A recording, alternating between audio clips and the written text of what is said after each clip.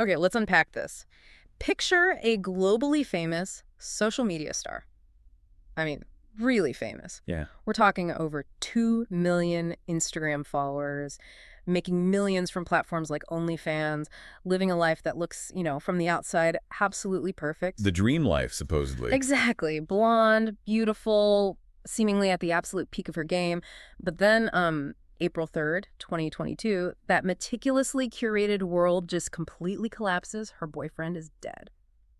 And that's the story we're diving into today. Yeah. This is a deep dive into the case of Courtney Clenney and Christian Obumseli. Our source material for this is a detailed YouTube transcript that really examines the events leading up to Christian's death and, well, everything that has unfolded since. Right. Our mission here is to sort of guide you through the complexities of their relationship, using the material, and look at the evidence it presents to understand what happened, or at least what that evidence suggests. And this whole tragic story unfolds in Miami, Florida, the Magic City. Yeah, famous place. Famous for the sun, the beaches, the nonstop energy. It's a place that feels incredibly vibrant, alive, home to about, 500,000 people? Around that, yeah. But it was there, in this beautiful, bustling city, that their deeply troubled story reached its violent and tragic end. Let's start with the individuals themselves, just based on how the material introduces them. Yeah. Courtney Clenney, she was born in Texas, April 1996. Okay. She reportedly came from a financially comfortable background. Her father's a financial advisor. Growing up, she was involved in sports, arts, eventually became a qualified personal trainer. But she ultimately dropped out of college to focus on building her brand. Social media and fitness. Exactly. Social media fitness content. And that brand exploded. The material really highlights her rapid rise, Instagram, YouTube, features in Playboy, collaborations, but especially OnlyFans. That seems to be the big one. Oh, yeah. This wasn't just like a little extra income. The documentation shows she was making serious money. Incredibly fast. Over $1 million on OnlyFans in 2020 alone. Another $1.8 million in 2021. So that's over $3 million total from just that one platform in less than 3 years. The picture painted is this blonde bombshell at the very top of her game. Mm-hmm. Then there's Christian Obumseli, known as Toby to his friends and family. He was born in Texas, April 1994. Like Courtney, he was athletic, basketball, football. Okay. His high school coach described him as warm, caring, strong work ethic, always smiling, helpful to younger players. More recently, he was known for being compassionate, gentle, having this infectious smile.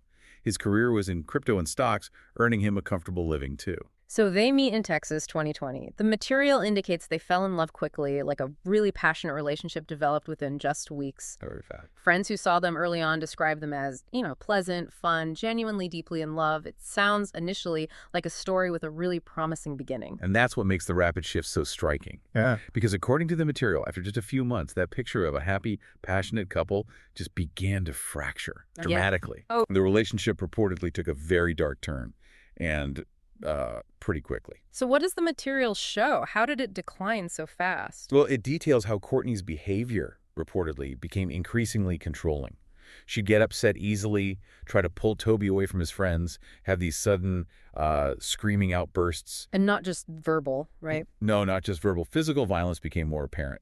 The material suggests it might have started with, hitting his chest or shoulders, but it escalated, became significantly worse over time. And his friends noticed a change. Big time. Friends who knew Toby before he met Courtney saw a profound change. He went from being bright and energetic to often appearing stressed, preoccupied, withdrawn.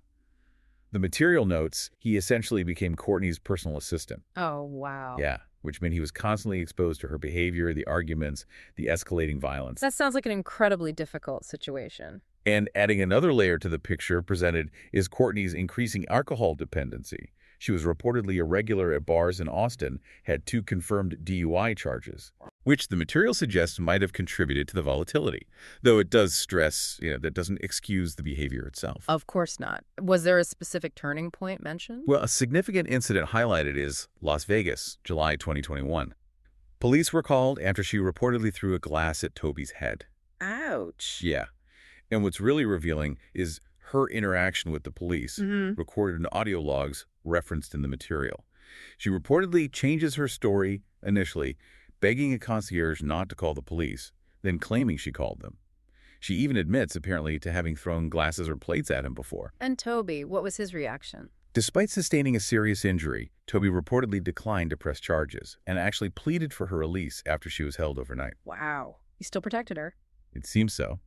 And despite this, they stayed together. They planned a new chapter, eventually deciding on Miami in January 2022. And this wasn't a modest move. Courtney's big earnings were obvious in their choice of place. Right, that luxurious apartment. 3 bedrooms, 3 baths in Beverly Terrace, incredible views.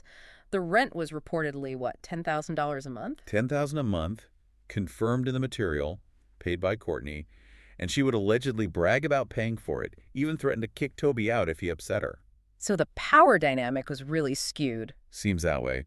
And her behavior, according to the material, reportedly worsened after the move to Miami. She kept frequenting clubs, her attitude became more volatile, more openly toxic. Didn't she say something publicly about being toxic? She did. She appeared on the We in Miami podcast, and the material says, openly admitted she was toxic, hated being controlled, and stated she only dates rich black guys. That's quite an admission. It's a striking admission of toxicity and, yeah, a specific perspective on her relationships, stated publicly. And the alleged abuse continued. Beyond the podcast, the material details more alleged abusive behavior. Shouting, screaming, reportedly using racial slurs. Oh, God. Trashing their home, hotel rooms, even throwing his possessions off the apartment balcony during fits of rage. Throwing his stuff off a balcony? Like what? There's one reported instance where she allegedly threw all his clothes off the balcony after smashing up the apartment. Unbelievable. And then, according to the material, she'd follow up with these extravagant apologies. Yeah. Gifts. One example cited is her reportedly buying him a Louis Vuitton luggage set, costing upwards of $10,000 to try and make up for destroying his wardrobe. Wow. So extreme highs and extreme lows. Classic cycle, it seems. Sure. The material also highlights that now infamous elevator surveillance footage. Right. I've seen clips of that. It reportedly shows Courtney attacking Toby and him trying to push her away, basically defending himself. So what did the material show about Toby's side? How was he coping with all this? The material paints a picture of someone deeply affected, distraught, even devastated by her actions, yet who consistently defended her in front of others. Why do you think that was? It's not entirely clear why, but he reportedly always had her back, even when the abuse was aimed right at him. The material includes excerpts from his letters and messages. They reveal this profound sense of heartbreak, mixed with being completely, utterly love-struck. That's so sad. What did he write? Things like, "You are honestly the sweetest and most annoying woman I know, but I would never trade you for anything. And I want to be everything to you, your boyfriend, your best friend, your lifelong partner, the man you trust to put his life on the line for you." Oh, man. These passages, cited in the material, show this deep, almost desperate desire for the relationship to somehow work, despite all the chaos. Did his messages mention the violence? Yes, they provide crucial documentation of specific incidents. The material mentions a November 2021 incident where she reportedly stabbed him in the leg. Stabbed him in the leg. Yes, and a text message from Toby the day after is particularly heartbreaking. It details waking up happy despite the severe injury, helping her, even doing drugs with her, and saying he sucked it up and hoped tomorrow would be better. Wow. That illustrates the cycle so vividly. His denial, or maybe just hope. Exactly. And another text from March 2022, just weeks before his death, is incredibly poignant. "Is love gonna kill me?"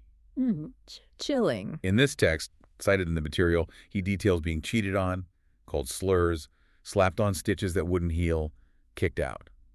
It really hammers home the intense, abusive reality behind that public image. So things were clearly spiraling downward fast. Very fast. The material notes they ended and restarted the relationship multiple times. By March 2022, they reportedly reached a breaking point. The police had been called to their properties 12 times in the months prior. 12 times. 12 times. And had visited the Miami apartment twice before that final tragic day. Was Courtney trying to end it then? She reportedly tried to get Toby out of the apartment, even involved her mother for a week in late March 2022. The result, according to the material, was Toby sleeping on a small sofa in the apartment's foyer for 6 days after she supposedly officially broke up with him. Sleeping in the foyer, that's rough. And the day before the stabbing, April 2nd, the police were called again. Building concierge witnessed a heated argument, called for help. What's notable, according to body cam audio referenced in the material, is Courtney's initial reaction. She reportedly begged the concierge not to call. But then she changed her tune with the police. Dramatically. When officers arrived, she reportedly told them she wanted a restraining order against Toby, seeming anxious to get one before he potentially could get one against her. Interesting. Her demeanor with the officers is described in the material as interrupting, emotionally unstable, contradicting what the concierge had said.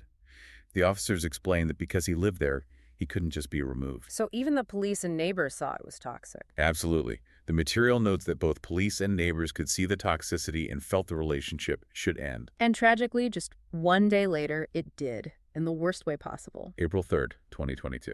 So walk us through that day, according to Courtney's account in the material. Okay, so according to her, they had reportedly made peace after the previous night's argument. The day started amicably. Toby left for a walk around 1:15 p.m. Courtney spent the afternoon on the phone with her mom, doing laundry, watching YouTube, even went live on Instagram until 4:33 p.m. Toby returned around then with a Subway sandwich. Okay, sounds normal enough so far. What sparked the argument? The material details that the argument that allegedly followed started because Toby had stopped sharing his live location with her.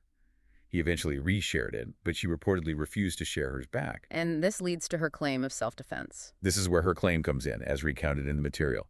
She claims Toby then grabbed her by the neck, pushed her to the floor. He allegedly grew angrier, charged at her. She reportedly grabbed a kitchen knife, yelled, "Don't come any closer," and this is key claim, she threw the knife at him from about 10 feet away. Threw it from 10 feet. That's her claim. But her actions immediately after are particularly scrutinized in the material. Instead of calling 911 right away, she reportedly called her mother for 13 minutes before finally calling emergency services. 13 minutes while he's presumably bleeding. That's what the material indicates. And that 911 call, it's described as chaotic. You can hear her screaming, giving the address. But the material highlights a crucial, harrowing detail. Christian's voice is reportedly audible in the background. What does he say? Saying he can't feel his arm and that he's going to die. Oh my God, that's horrifying. Police and paramedics arrived quickly. The scene they found was horrific. Christian bleeding profusely in Courtney's arms. But the material notes significant blood evidence in multiple reams, kitchen island, master bedroom, bathroom, living room, suggesting he'd been bleeding for some time before they got there. And Courtney, what was she doing? She was ordered to sit outside. The material describes her as covered in blood, bizarrely kissing her dogs. Toby was rushed to the hospital. Courtney was taken for questioning voluntarily, no attorney, for over 4 hours. How did that interview go? The material describes it as rambling, agitated. Her saying it was such a blur. She reportedly made contradictions, like claiming the police call the night before was for no reason, that the receptionist just wanted trouble. She even reportedly questioned if her actions were justified. Any injuries on her? Crucially, the material points out no visible marks or injuries on her during or after that interview. And Christian. Tragically, he didn't survive. Died at the hospital about 2 hours after Courtney's interview started. Stab wound to the chest. And the initial police conclusion. This is where the initial investigation sparked significant debate, as highlighted in the material. Investigators initially determined it was a domestic dispute, self-defense, and she was released. Released? How quickly? Within 24 hours of the incident. This decision led to a lot of public discussion, questions about privilege. I can imagine. What did she do right after being released? The material details she was voluntarily admitted under Florida's Baker Act, that's for temporary mental health evaluation, but released in less than 2 days. Then reportedly seen drinking with her dad and brother. And then she fled Miami, went back to Texas. And her finances. You mentioned her earnings. Her spending after Christian's death is also noted. June 2022, just 2 months later, she reportedly bought a $1.4 million home in Texas. Wow. Also reportedly wired $1.2 million into her father's account, supposedly for safeguarding. The material also mentions she was admitted to rehab for substance abuse and PTSD. But Christian's family wasn't letting this go. No. They hired a lawyer, started a GoFundMe for his funeral. The fight for justice was beginning. And the evidence kept coming out. Exactly. The evidence mounted. August 10th, 2022, Courtney was arrested, charged with second-degree murder. The prosecution said the delay was necessary to gather enough evidence, and according to the material, they compiled a significant amount. Okay, let's tick through some of that evidence presented in the material. First, that elevator surveillance footage we mentioned, reportedly showing Courtney as the aggressor.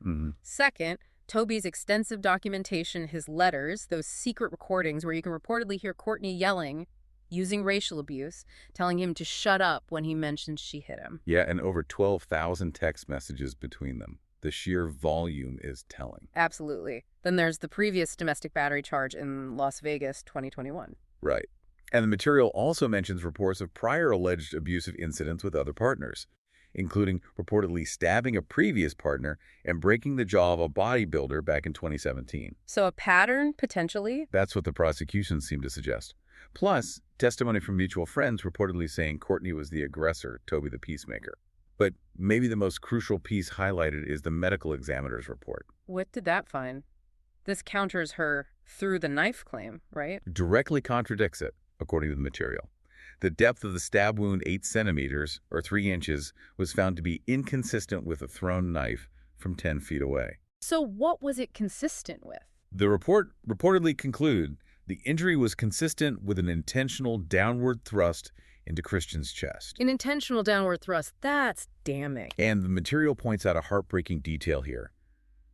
The wound was just inches above a tattoo Christian had on his chest of Courtney's name. Oh, that's awful. Just awful. As the case moved through the legal system, the defense reportedly tried to block some evidence, like those secret recordings, but the motions were denied. And she requested bond. Yes, but the judge reportedly denied it, cited a substantial probability based on the evidence that she committed the offense, and noted her significant wealth and access to funds made her a serious flight risk. Ordered her to remain in detention. What's the potential sentence if she's convicted? Second-degree murder in Florida. Where? Potential sentence is life. Minimum 16 years, 9 months. So the material ends with an analysis drawing from all these facts. Yeah, it does. From the perspective of the analysis and the material, the relationship was just undeniably highly toxic, tumultuous, and looking back, should have ended much, much sooner for both their sakes. It's pretty clear. The analysis suggests Courtney's behavior, her documented actions, the alleged inconsistencies in her statements. They point to a lack of accountability, make her version of events hard to believe. And the material reviewed reportedly found little evidence that Toby was abusive. Instead, based on the documentation, he appeared gentle, forgiving. Christian Ogumseli, just 27 years old. The analysis describes him as having a bright future. Tragically lost that evening. His emotional nature, that deep love for Courtney, his resilience. It's reportedly clear from his messages, friends' accounts cited in the material. This case, as presented in the source material, it really forces you to confront some uncomfortable truths, doesn't it? About toxic relationships, about the masks people wear. Exactly. When you consider that stark contrast, the globally famous social media star, immense wealth, the seemingly perfect life online, versus the private reality of alleged violence, control, desperation revealed by all this documentation, the evidence in the material, what does that tell us? What does it tell us about how well we can truly know the relationships happening behind closed doors? Even now, in this age where everything seems so public on social media, it's a chilling thought that really lingers long after you unpack this whole story.